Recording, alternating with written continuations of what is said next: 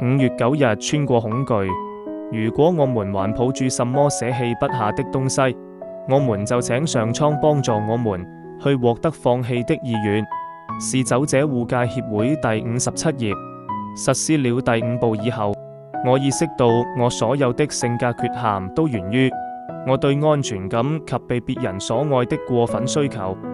單靠我個人的意願很難解決問題。在第6個步驟中，我加強了前3個步驟中所取的行動，反覆默想這些步驟以得到啟示。參加會議，聽從開導人的建議，閱讀4的書籍，自我剖析。在我保持清醒的最初3年中，我害怕獨自進入電梯。有一天，我決定必須穿越這種恐懼。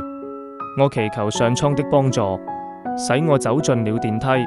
電梯的一角有一個人正在哭泣。她對我說，自從她丈夫死後，她就害怕電梯。我忘了自己的恐懼，轉而去安慰她。這次精神體驗告訴我，意願是實施其他步驟的關鍵。正所謂自助者天助。